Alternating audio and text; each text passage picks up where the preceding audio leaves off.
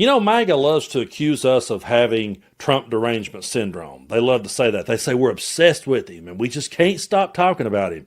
But man, if you listen to Donald Trump talk for not even 5 minutes, I started to say 5 minutes, but really it's about every 5 seconds, he finds a way to circle back to Joe Biden, blame Joe Biden, say he's the worst president of all time. And any problem that we still have at the moment is because Joe Biden made it so bad. And he walks this really funny line with that because he talks about how the country is greater than it's ever been, but it's still bad because of Joe Biden. And it's like he can't figure out which side of the aisle that he wants to get on that argument. But more so than Joe Biden, Donald Trump has an absolute hard-on for Barack Obama and always has.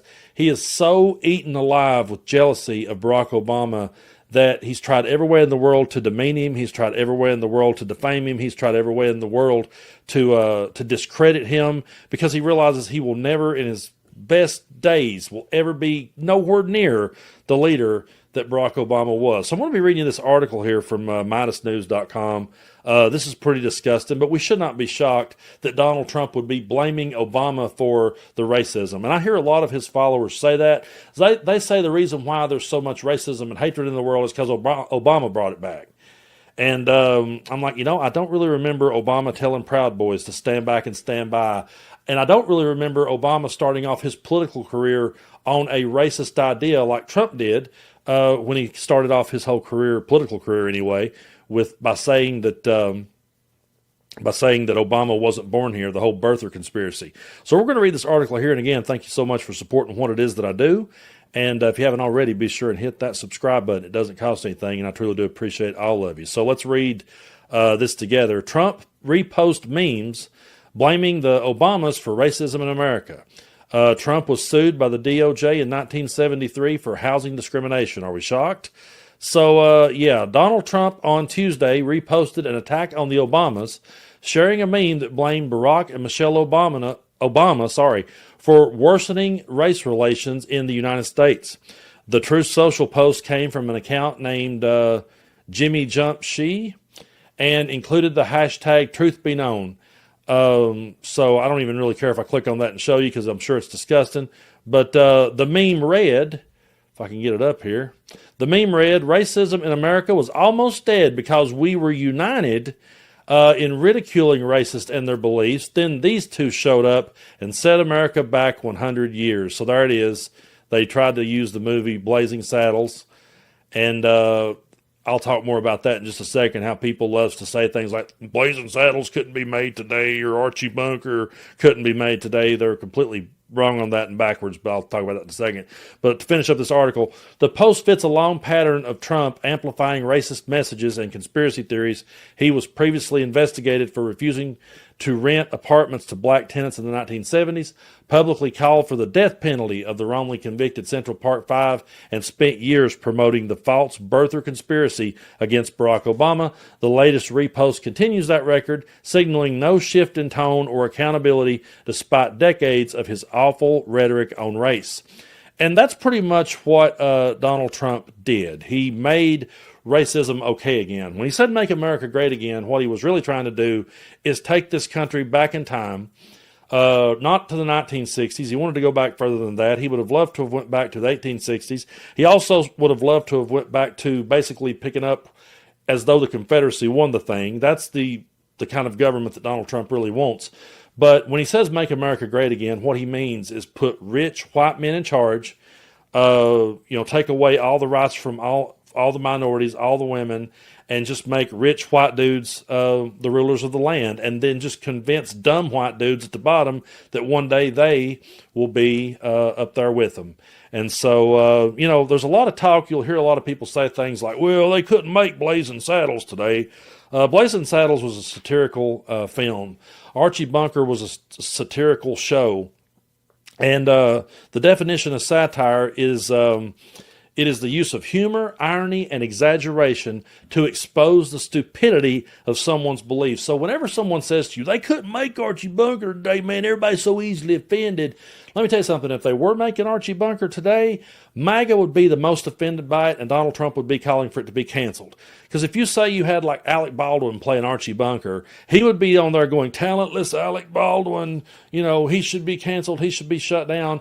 Because Nixon was against All in the Family back in the day because they realized that the character of Archie Bunker, played by Carroll O'Connor, who was a bleeding heart liberal, was done to expose the stupidity of Archie Bunker's beliefs.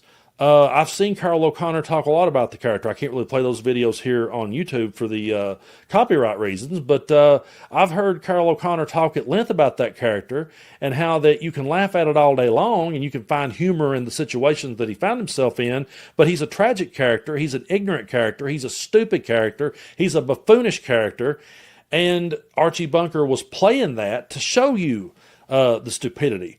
It's not like they paint it when they try to say, oh, they would be offended if they made. It's not like that Carroll O'Connor is saying those things through Archie Bunker and agreeing with it. He's doing it to show just how narrow-minded and stupid that Archie Bunker truly was. And so they're dead wrong on that. Another thing that they're dead wrong on is this idea that Obama is the one that ushered in racism and set us back 100 years. That is the craziest thing I've ever heard. Barack Obama was a moderate Democrat who really governed more like, the old school Democrats and Republicans. He wasn't radical. He wasn't radical left. They love to say that. They love to throw it around, but he wasn't. And Barack Obama went to Washington and he played by the rules. There was not one Obama scandal. There was nothing. He played by the rules. He did everything that Carter, going back to JFK, LBJ, Carter, Clinton, he did everything the same way. He just played by the book, did it exactly the same way. There's only one glaring difference between Obama and the men that I just named, and that is that Obama is black. And people could not stand to be led by an intelligent black man, and so this is the pendulum swinging back against that. I never thought we would see this. I really thought when Barack Obama got elected that we would move forward, that things would get better, that we would become more progressive as we went forward. I thought, okay, we did it. We elected the first black president, and we will just continue to progress. But there were so many people out there who had all this hate, all this rage, all this racism just bubbling underneath them, and they were dying to throw it out. And they'll say, well, they called us racist when we disagreed with him. No, it's because you said racist shit about him. It's because you fell for a birther conspiracy about him, and you don't even see the racism in that. It's because the racism was spewed at him, and we called it out when it was. And it's still being spewed at him, and he's still being blamed for the race relations that Donald Trump himself has absolutely worsened. Donald Trump gets in there, and he plays to the absolute worst. You have people like the Proud Boys who looks up to him, all these hate groups. You got people like Nick Fuentes, all these Nazis. That's what they freaking are. And he doesn't call it out. J.D. Vance says it's perfectly okay to live next door to somebody that speaks a different language and not want them to be in your neighborhood.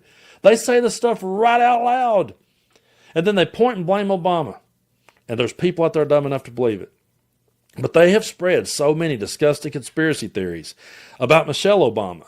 And we all know what they are. I don't even want to repeat them.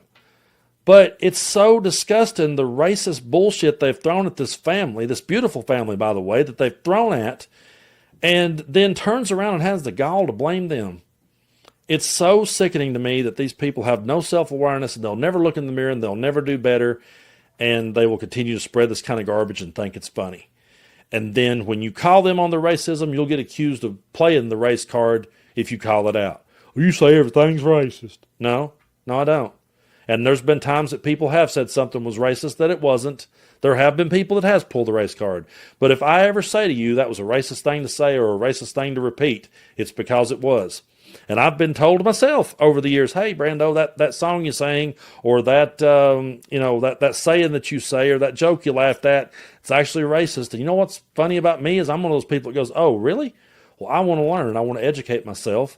And I don't want to say that again. I don't want to hand that down. I want it to stop right here. I don't want to continue to fuel the problem. And you can call that woke all day long. I really don't give a shit. But we will continue to stand up against this type of evil, and that's what Donald Trump is. He's flat out evil, and he will do anything he can to distract from the mess that he's making. And he is always going to be riddled with Biden derangement syndrome, and he's going to blame him for every problem under the sun. But his jealousy of Barack Obama is really what I believe drove him to get there in the first place. I believe when Obama roasted him that time, it just lit a fire under his ass because he got roasted by someone who he realized he would never, ever be able to be half the man that he was. And to this day, I do believe it's eating him alive.